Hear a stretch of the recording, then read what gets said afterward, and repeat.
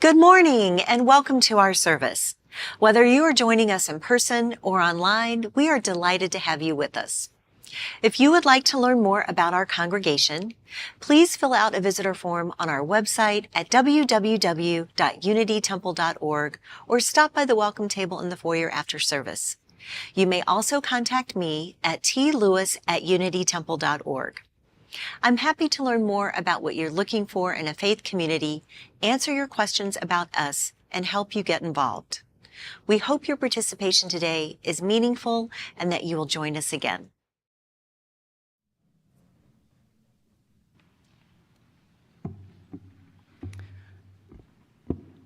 Good morning. My name is Matthew Bruce. My pronouns are he, him, and I serve on your board of trustees. It is my pleasure to welcome you here this morning. While masks are no longer required, we do still recommend them as a way to protect each other. If you are here for the first time, thank you for joining us. We look forward to getting to know you. We invite everyone present in the sanctuary today to join our in-person community hour time immediately following the service. And you'll see Ex Libris is back, our in-house bookstore. It's very exciting. Just in time for holiday shopping. It'll be here this week. It'll also be here next week. So I invite you to check out all the wonderful activities going on with Unity Temple. Many of them are on the back of the order of service, or if you get your Unity Temple Beacon email, there are many more in that. Peace Vigil, our Christmas Eve services are coming up.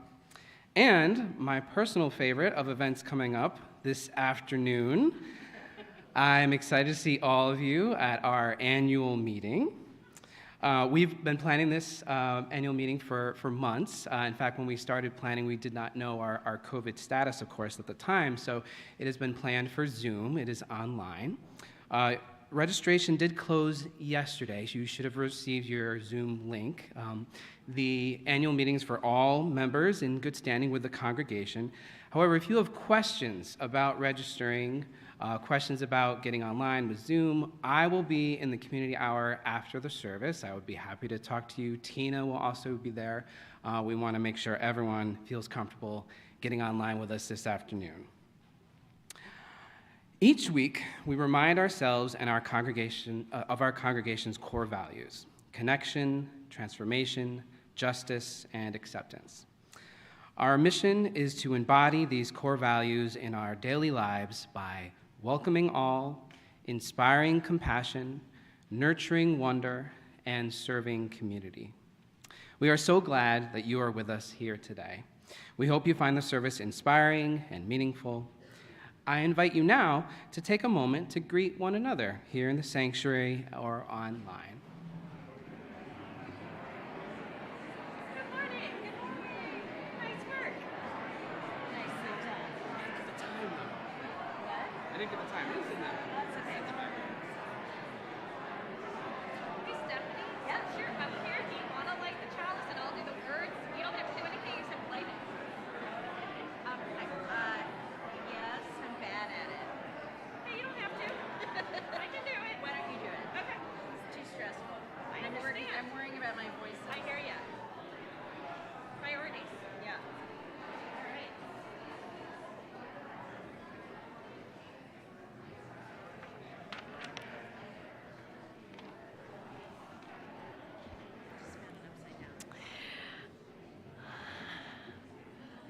We have so much energy this morning. I love it. Fantastic. I would love it if you would channel some of that energy as we join together in the words to light our chalice, which are printed in your order of service if you don't know them.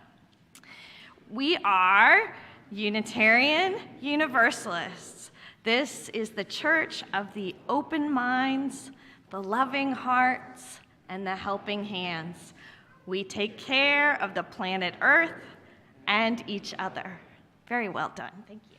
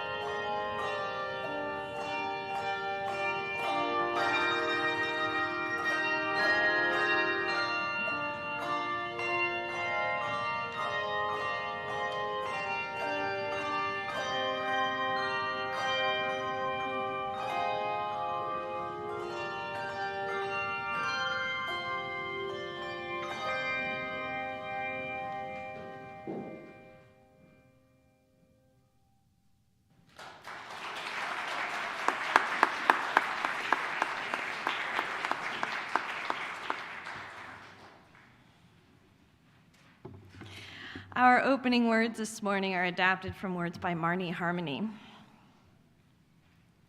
We whose journey are always beginning, we whose mission always awaits us, we whose visions are bent on loving, we gather together here. We gather as a community drawn together out of common need, each toting our own carpet bags of treasures and dreams. We gather together to seek meaning, yearning to understand life in all its dimensions, as it challenges and expands, as it burdens, as it consoles and heals. We gather together with questions, the kinds of questions that provoke us on the path of action. We gather with hope, the kind of hope that pulses through uncertainty. We gather with tenderness, the kind of tenderness that can only be born from knowing human capabilities as well as human imperfections. We gather wanting certainty and having none, but we are wakeful to the possibilities as we seek discernment and gentle judgment. Whoever you are, wherever you are on your life's journey, and wherever you are in the world, you are welcome here. Come, let us worship together. I invite you to rise in body or in spirit as we join together in singing song number 338 in the gray hardback hymnal. This is a song about joy, hope, and faith, with the words written by Unitarian minister Carl Seaberg and set to a traditional Sussex carol.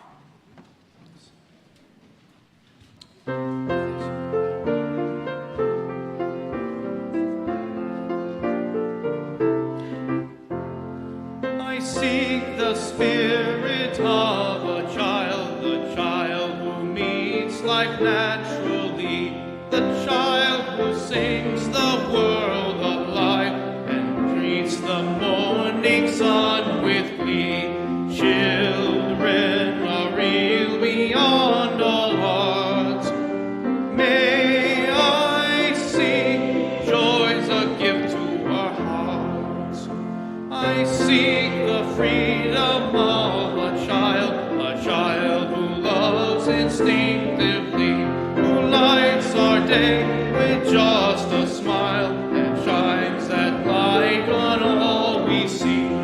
Children are real beyond all fears. May I see hope's a gift to our tears. I seek the wonder of a child who sees delightfully, now clowns in cloud with golden sun, imaginations true and free. Children are real beyond all lies. May I see faith's a gift to our eyes.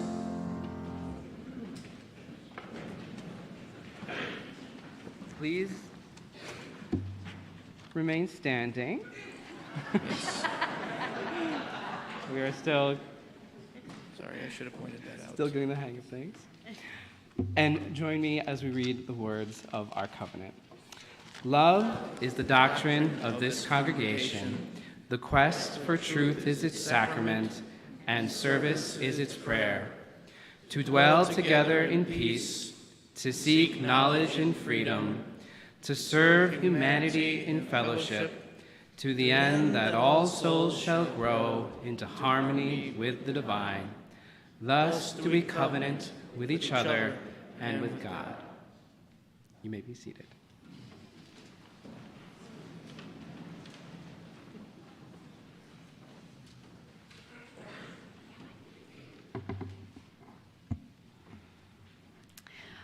We say it each week that love is the doctrine of this congregation. And sharing the joys and sorrows of our lives with each other is one of the ways that we can embody love and practice it with each other.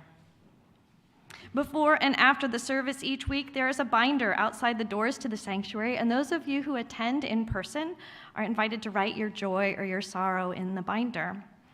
For those of you who are online, we'll be reviewing the chat each week and make sure that if you write something specifically in the joys and sorrows section in the chat, that we will read it the next week during the joys and sorrows section of the service. And you can still email your joys and sorrows to us at joysandsorrows@unitytemple.org. And whether you share it or online or write it in the binder, please make sure to include your name. These are the joys and sorrows for today. Steve Ewert shares that he tested positive for COVID this week. He's on antiviral drugs and getting lots of rest, and reports that he is feeling a little better each day. I have a personal sorrow. Last week, I made a mistake and neglected to share that our opening words were by Katie Romano Griffin, and the prayer I read after the joys and sorrows was by Reverend Alex Klingenberg, who I believe comes from this congregation. So I apologize for neglecting to name her last week and leave that out. Dan Andrews shares that the joys in their family are many. Their child Ellie finished their college applications, no small task, and they played cello in an orchestral concert. And Dan won an Emmy for his documentary Chicago Stories, The Union Stockyards. Congratulations, Dan. And Jay Cohen has a joy to share that someone just celebrated her 80th birthday, but I don't think it's fair for people to write other people's birthdays without explicitly getting their permission. So if the birthday girl would like to stand and be honored, Carol DiMatteo, there we go.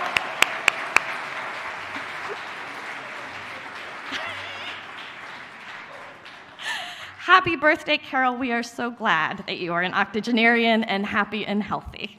Wonderful. Happy birthday.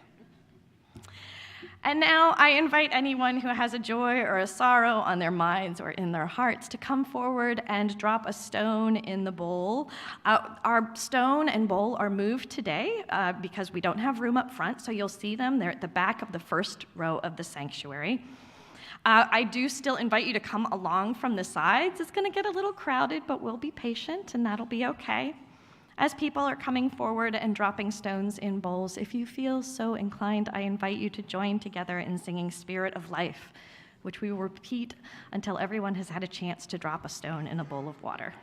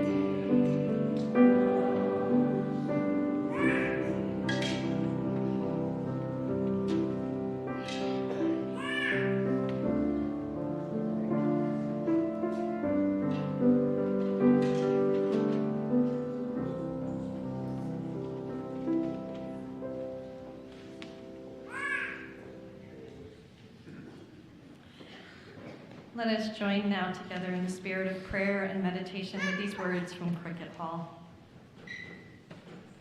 Spirit of life and love, of waiting and anticipation, of eagerness and of patience. In this time of waiting, may we hold the world in our hearts. In this time of waiting, may we hold each other's hands. In this time of waiting, may we be thoughtful and introspective. In this time of waiting, may we delight in the darkness and all it teaches us. In this time of waiting, may we rekindle the fires of hope, love, and joy and peace within ourselves and our communities. In this time of waiting, may we become ready for each new day. Blessed be. Amen.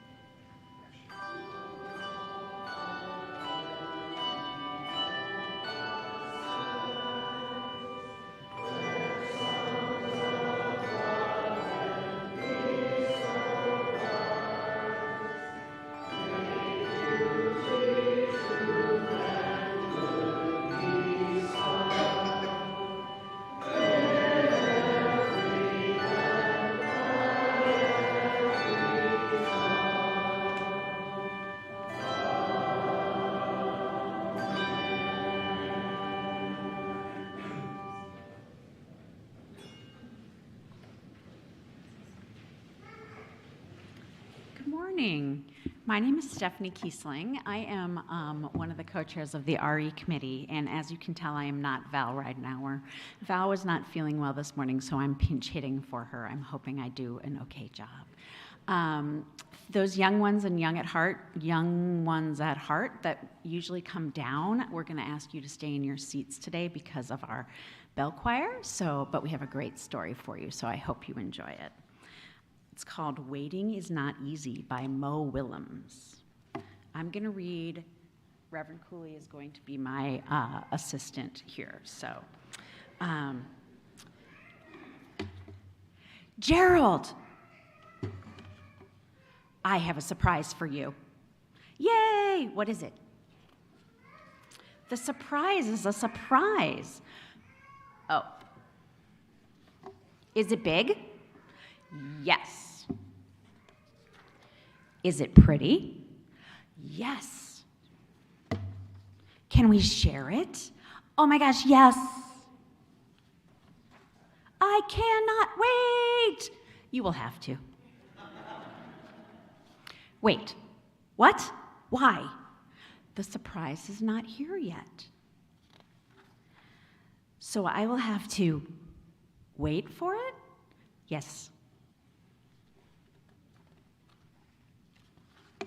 Oh well, if I have to wait, I will wait. I'm waiting. I'm still waiting. Wait. I'm still waiting. Waiting is not easy. Peggy! I want to see your surprise now. I am sorry, Gerald, but we must wait.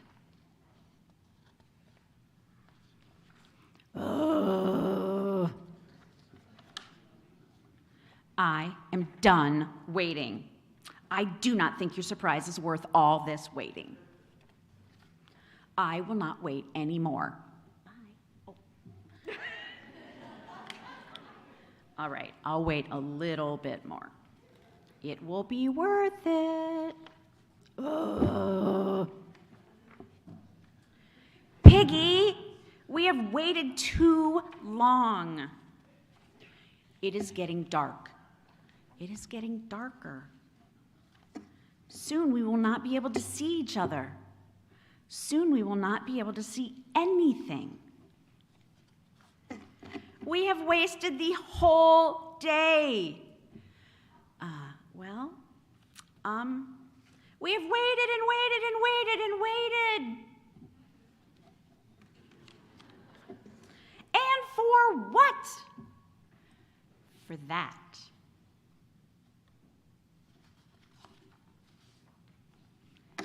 Look up to the stars.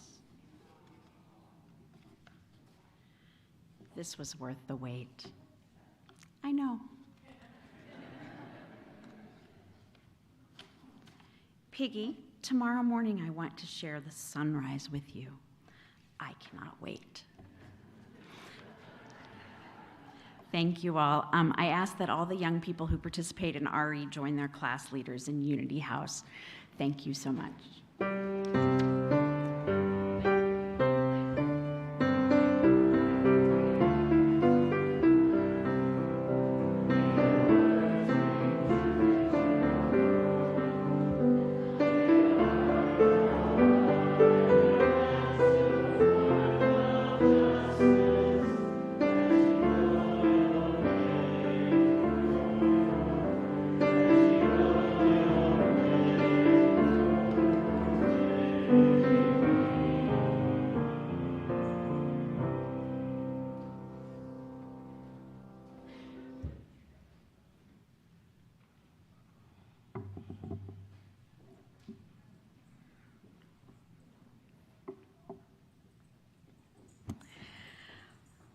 First Comes the Waiting by Reverend Erica Hewitt. This is the season of endings and beginnings, when the small signs of dawn pierce through the night and something new is born. But first comes the waiting. First come the lessons of endings and beginnings.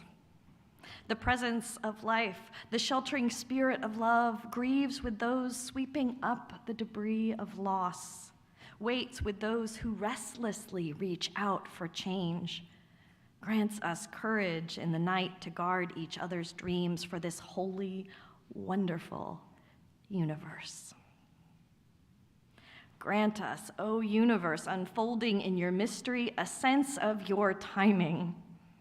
May we loosen our grip on that which does not serve us, leaving behind that which we have outworn and outgrown. Teach us the lessons of beginnings. Remind us that such waitings and endings may be a starting place, a planting of seeds which bring forth to birth what is ready to be born. Something right and just and different, a new song, a deeper relationship, a fuller love in the fullness of time.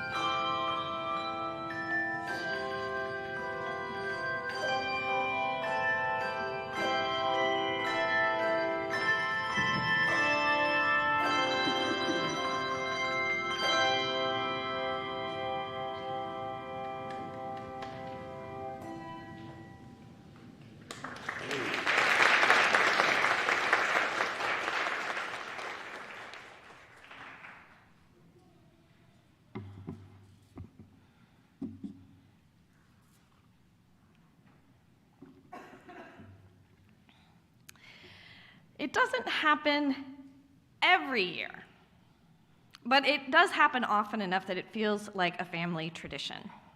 Me, my spouse, and our 2 kids on the couch, snuggled under a blanket, watching the movie A Christmas Story together. Christmas was on its way, the narrator tells us.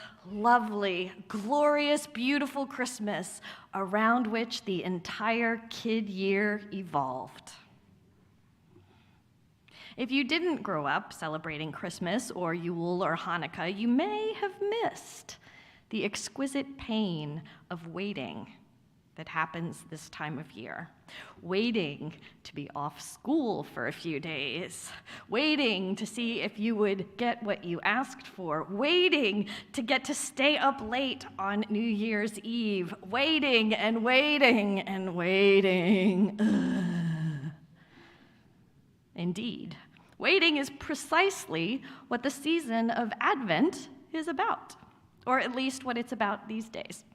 Historically, Advent was actually a time of fasting, very similar to Lent, the period preceding Easter. And similar to Easter, Advent became a way for the capital C church to incorporate the traditions of the people as Christianity spread across Europe: evergreen trees and wreaths, candlelighting, and more. Today, the predominant Christian tradition is to celebrate Advent for 4 Sundays preceding Christmas, and each week has its own theme.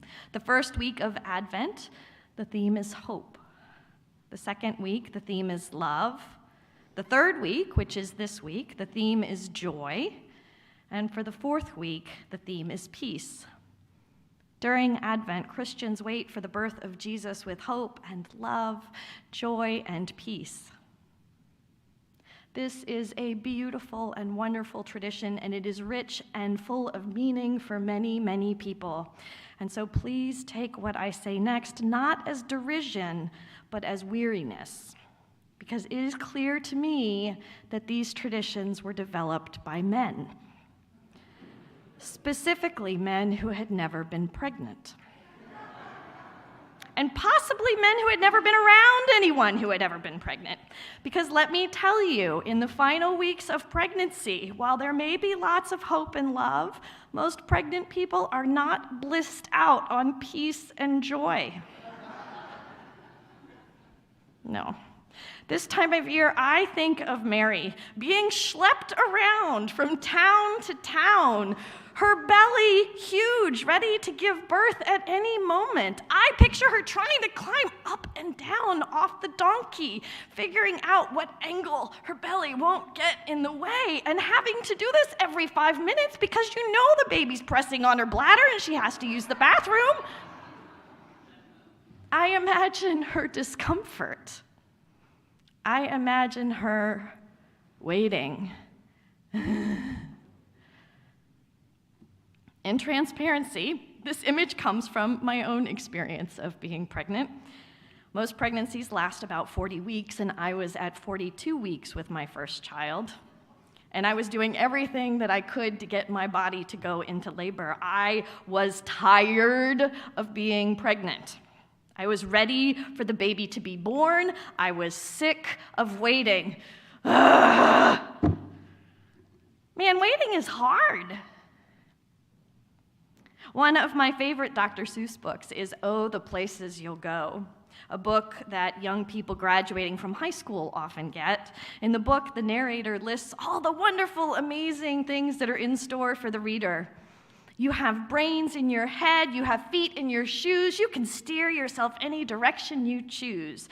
You're on your own and you know what to do, and you are the one who will decide where to go. But right there, in the middle of all this excitement and wonder, the narrator gives a caveat that there will be times when you will end up in the most useless place, the waiting place, for people who are just waiting. waiting for a train to go or a bus to come or a plane to go or the mail to come or the rain to go or the phone to ring or the snow to snow or the waiting around for a yes or a no or waiting for their hair to grow. Everyone is just waiting, waiting for the fish to bite, or waiting for wind to fly a kite, or waiting around for Friday night, or waiting perhaps for their Uncle Jake, or a pot to boil, or a better break, or a string of pearls, or a pair of pants, or a wig with curls, or another chance. Everyone is just waiting. Join me. Thankfully, we don't usually get stuck in the waiting place. It usually isn't forever, but while we are there, it can be really hard. In part, it can be difficult because sometimes when we're waiting, we're in a liminal space. Now, we've heard a lot about liminal space in the past few years. It's that space between the end and what's next, between the before and the after. The pandemic had us in liminal space for a long time, and it was not comfortable. Some might argue that we are still in that liminal space. We are in liminal space when we are waiting for a diagnosis or for the results of a test, or to find out if our position will be downsized or if we got the job we're hoping for. Waiting isn't always liminal space, like when we're waiting for the sequel to our favorite movie to come out. But waiting can be excruciatingly difficult when it is liminal space. This is one of the reasons interim ministry can be hard for congregations. It's both a time of waiting and it is liminal space, where there's a before and an after. 20 years ago, the time of this congregation's last interim ministry was pretty much just about waiting. The interim minister was, in many ways, a loving placeholder, helping the congregation to transition between one minister and another, but not doing a lot of internal work with the congregation. But that's something that has changed since the last interim ministry here. Now our understanding of how we can effectively use this time of waiting and liminal space has really evolved. We recognize now that there's a potential for transformation in the time of waiting, the opportunity to take the discomfort and turn it into an AFGO, a growth opportunity, or an AFGI, a growth experience. I suppose that in retrospect, it's not surprising that once upon a time, I made the mistake of praying for patience. And darn it all, if the universe didn't do exactly what it does. I ended up with a plethora of opportunities to practice developing patience. And you know what is involved in practicing patience? A lot of waiting. And the truth is, I have actually gotten a lot better at it over the years, perhaps so much so that now I'm choosing to make a career of helping congregations make the most of their waiting, of your waiting. So as we wait in this time of Advent, in this time of waiting to rip the wrapping paper off presents, waiting for a snowfall to blanket the area, in this liminal time of this congregation, of really liminal time in this country, in these hours before the congregational meeting will decide the congregation's budgets and priorities for the next year. In these months before your developmental minister arrives, I want to take these last few minutes this morning to share 3 things that usually work for me when I find myself waiting. First, and most important, is to figure out what I can control and what I can't. When I am waiting, the Serenity Prayer is often playing in repeat in my head. Grant me the serenity to accept the things I cannot change, the courage to change the things I can, and the wisdom to know the difference, over and over and over. I have found that one of the best and most frequent places to practice this is in line at the airport. I am one of those people who now arrive at the airport excessively early, so that if I'm stuck waiting in line for an inordinate amount of time, I don't get anxious about it. I can't control the line, but I can control what time I get to the airport.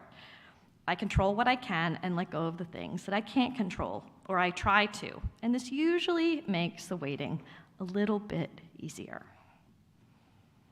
Second, when I start to what if, I try to redirect my energy. There is a lot of creative energy in waiting. One tactic I have had success with is to shift my what ifing to something more productive and informative. For example, let's go back to waiting in line at the airport. This time, let's say it's after a connecting flight has been canceled. I will ask myself, what if I don't get on the next plane? How will I wish I would have spent this time? So not what happens if I don't get on this next plane, but if I don't get on the plane, how will I wish I will have spent this time? And then I will ask myself, if I do get on this next plane, how will I wish I would have spent this time? And then I look for the overlap. This works great with larger amounts of time than just a few hours in an airport. For example, if your news next week, next month, next year is positive, how will you wish you will have spent the time between now and when you get the news?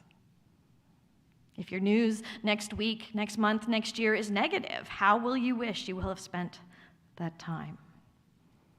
Regardless of whether the news next week, next month, or next year is positive or negative, what will you wish you will have spent this time doing? What do you want to get done regardless of the news? How would you like to be during this time? This can turn waiting into a productive time and take a lot of that what if energy and redirect it. And then lastly, I try to be gentle with myself. When I am waiting, I know I will be anxious, even if I am redirecting my what ifs as I repeat the serenity prayer over and over and over again. I know that it won't be easy, and this just means that I am human, able to anticipate what's coming next, able to imagine all sorts of different scenarios. One of the things that has helped me is a study that found that people who had a harder time waiting actually fared better emotionally after the waiting period had ended, no matter what the results were. The participants in the study who had more anxiety and frustration while waiting for their bar exam results and ended up failing, for example, were more likely to turn around and start studying for the test again compared to those who didn't worry as much about the outcome. And if they passed, the relief was sweeter. So when I'm having a particularly difficult time waiting, I just tell myself that I am building resilience for whatever comes next. We can convince ourselves of anything. Okay, spoiler alert. In the Christmas Story movie, our narrator gets the present he was most dearly hoping for and immediately encounters an AFCO, a growth opportunity. Mary eventually goes into labor, and Jesus is born in a warm and safe place. And in retrospect, all of this waiting will end, and we will move on to what is next. Because the waiting place is not permanent. Uncomfortable, but not permanent. In this time of waiting for love to be born again, may we be reminded that such waitings and endings may be a starting place, a planting of seeds which bring forth that which is ready to be born, something right and just and different, a new song, a deeper relationship, a fuller love in the fullness of time. May we find ways to seek out the hope, love, joy, and even peace.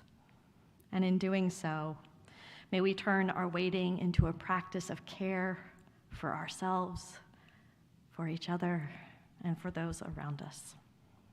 Blessed be.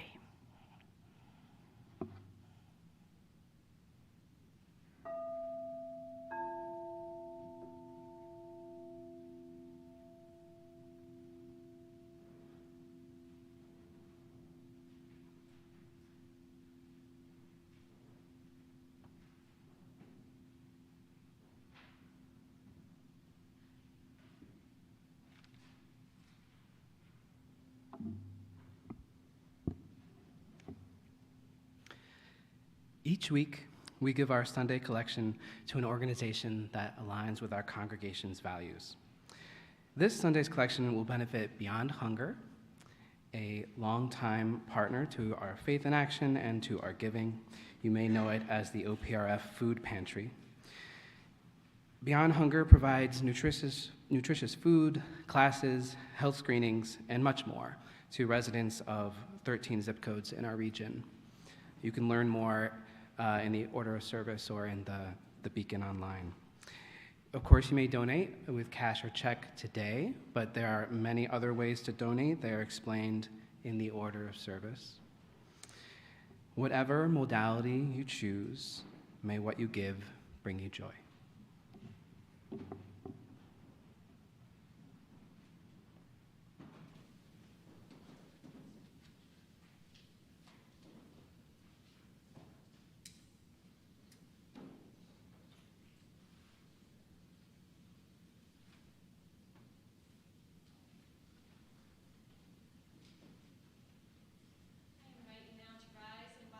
Spirit, as we join together in singing song number 224, Let Christmas Come. Again, it's in the hardback gray hymnal. And I understand this is a new song for this congregation, so how about, the musicians are going to love me for throwing a wrench in, how about Peter plays it through one time before Aaron leads us in the song? Okay.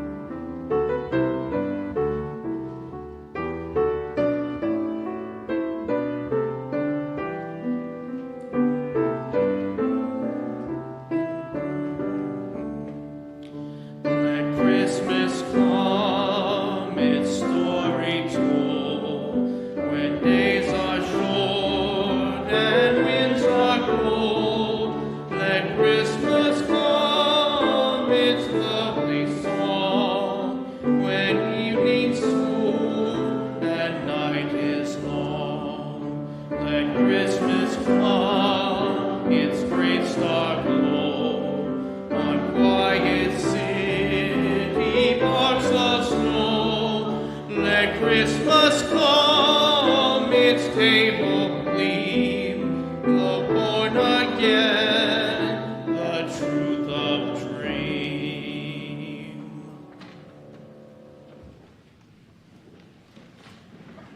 Please do be seated. I love how that hymn leaves you waiting. It does not resolve. Our closing words are a blessing for waiting from Jan Richardson. Who wait for the night to end, bless them. Who wait for the night to begin, bless them. Who wait in the hospital room, who wait in the cell, who wait in prayer, bless them. Who wait for news, who wait for a phone call, who wait for a word, who wait for a job, a house, a child, bless them. Who wait for one who will come home, who wait for one who will not come home, bless them. Who wait with fear, who wait with joy, who wait with peace, who wait with rage, who wait for the end, who wait for the beginning, who wait alone, who wait together, bless them. Who wait without knowing what they wait for or why, bless them. Who wait when they should not wait, who wait when they should be in motion, who wait when they need to rise, who wait when they need to set out, bless them. Who wait for the end of waiting, who wait for the fullness of time, who wait emptied and open and ready, who wait for you.